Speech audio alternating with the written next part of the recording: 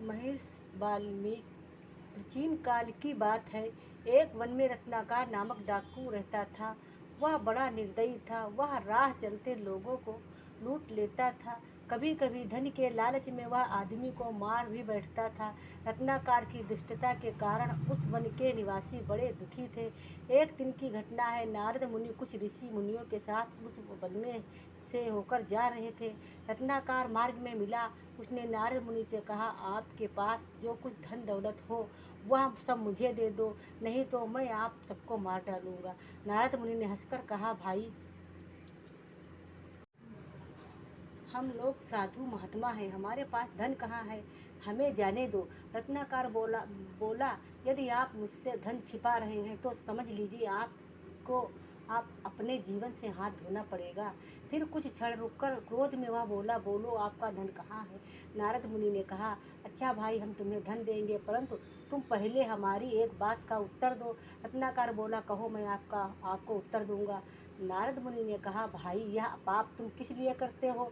रत्नाकर बोला, अपनी गृहस्थी का खर्च चलाने के लिए। नारद मुनि ने पूछा, अच्छा, इस प्रकार जो पाप तुम्हें होगा उसे तुम्हारे घर वाले बांट लेंगे।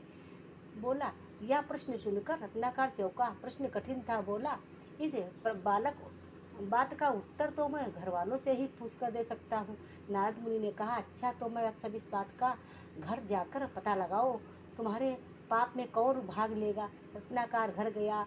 उसने अपने घर के हर व्यक्ति से पूछा, किंतु किसी ने भी रत्नाकर के पाप में भाग लेना स्वीकार नहीं किया। अंत में नारद मुनि के पास आकर उसने सारा हाल कह सुनाया। नारद मुनि ने कहा, देखो भाई, तुम्हारे पाप में कोई साथ नहीं देगा। इस काम में जो पाप तुमसे हो रहा है उसका फल तुम्हें ही भोगना पड़ेगा। सोच लो। ऐसा सुनते ही रत्नाकर को सच्चा ज्ञान मिला।